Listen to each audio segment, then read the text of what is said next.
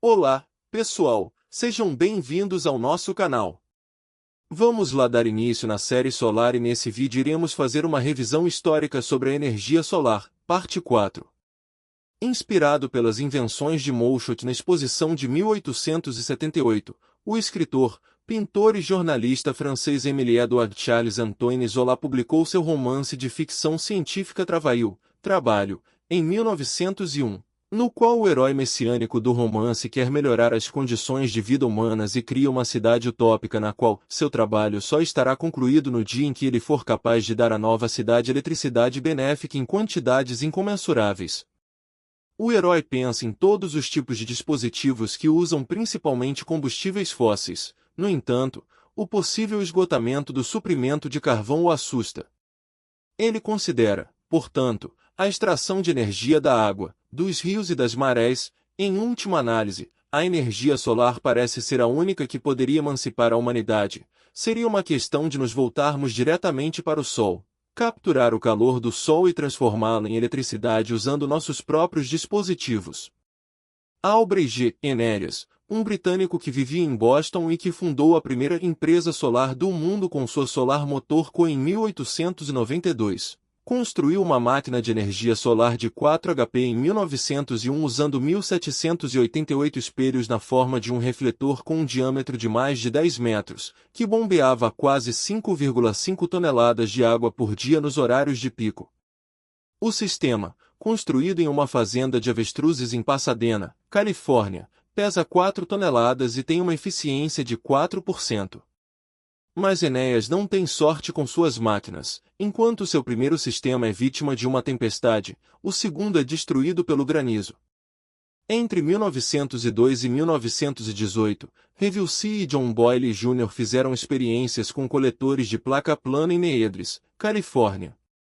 Eles descobriram que estes são muito menos sensíveis às nuvens do que os sistemas espelho. Suas caixas têm 2 placas de vidro e um piso alcatroado sobre o qual escorre uma fina camada de água. Eles usam a água quente para evaporar dióxido de enxofre de baixo ponto de ebulição e, com uma área de coletor de 186 metros quadrados, atingem uma saída de 11 a 15 kW, que usam para fins de bombeamento. Sua Hotbox, patenteada em 1903, foi apresentada no periódico Engineering News em maio de 1909. Em 1904, os dois construíram um motor solar de 5 kW usando 6.000 espelhos com uma área total de 80 metros quadrados.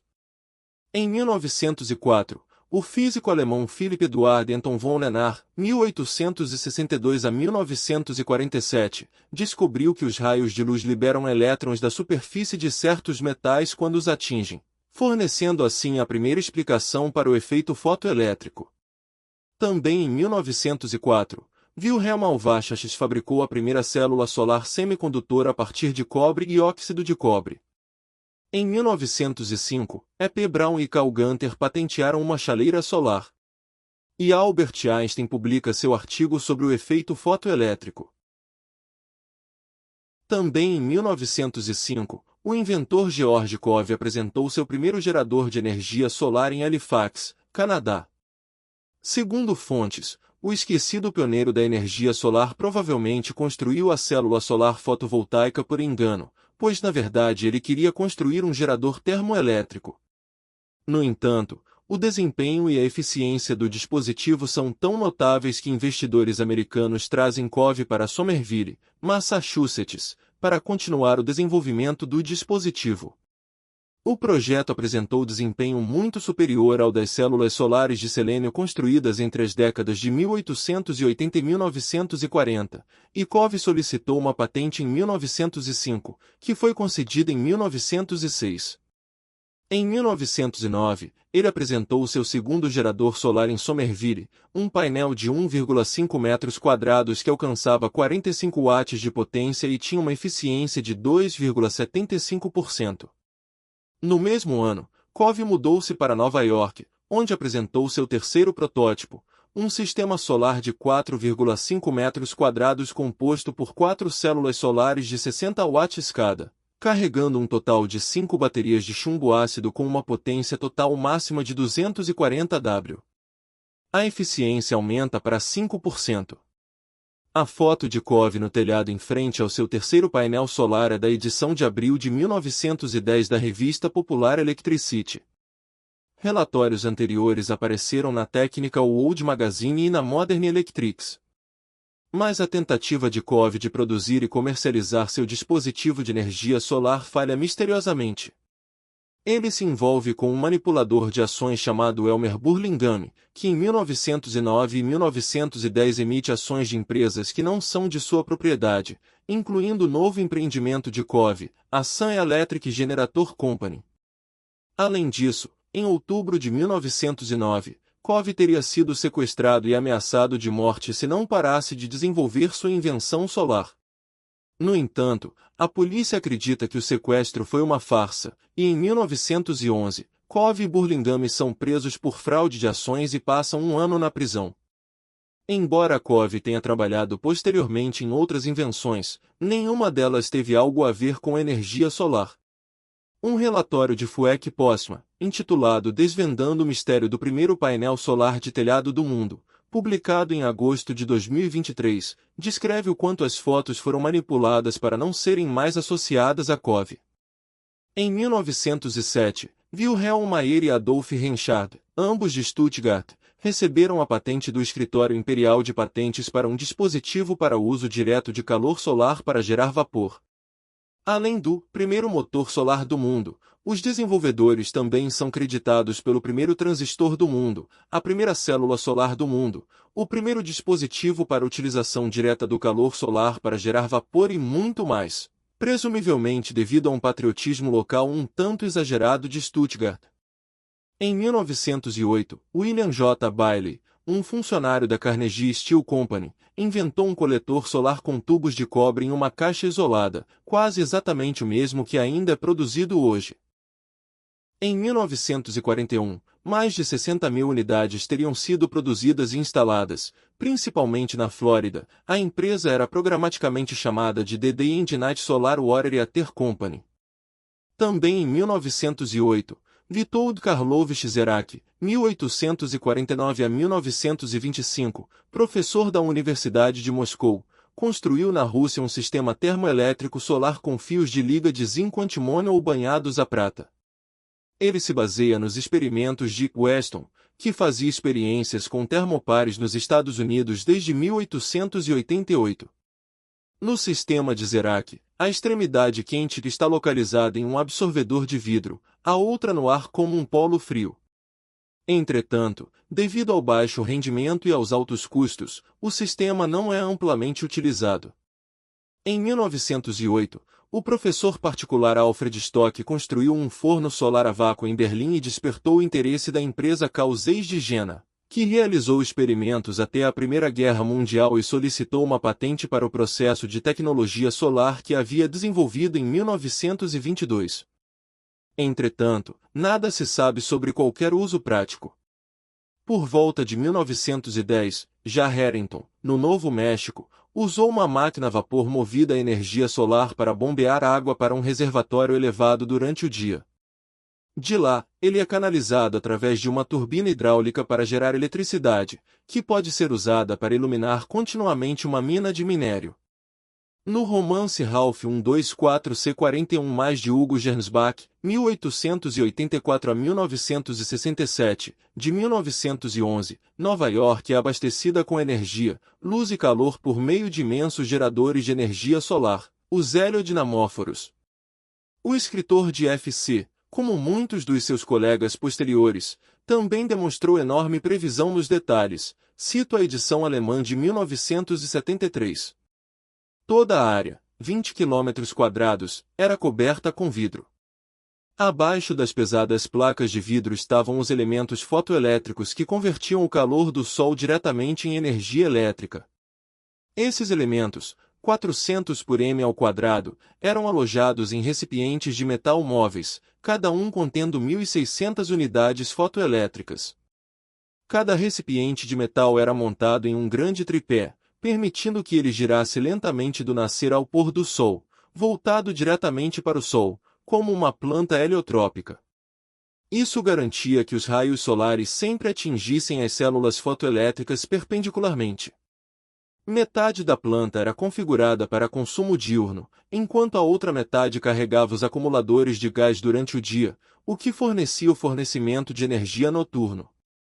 Em 1912, Diplo-Ing, Karl Laudin, então professor sênior em Breslau, escreveu um artigo intitulado Produção e Utilização de Energia, no qual fez algumas declarações notáveis. Para ele, depósitos de carvão e lignito, turfeiras e florestas, petróleo e gás natural representam uma espécie de capital energético para a humanidade. No entanto, é capital morto, exceto pelas florestas, que, sob gestão florestal regulamentada, se complementam e, portanto, rendem juros. A isso se somam as receitas provenientes do carvão branco, ou seja, da água que corre em córregos e rios, da energia eólica, da força das ondas do oceano e das marés. Ele continua. Devemos tudo isso ao calor do sol, que evaporou a água e a levantou para cima, o que causou as correntes de ar e, finalmente, como mestre do movimento planetário, forneceu as marés. No entanto, todas as tentativas de aproveitar o calor do sol diretamente falharam até agora. A geração de energia elétrica a partir dos raios solares falhou devido à baixa eficiência das termopilhas, e as tentativas de gerar vapor concentrando os raios solares usando espelhos produziram apenas quantidades mínimas de energia. O poder teórico dos raios solares é colossal.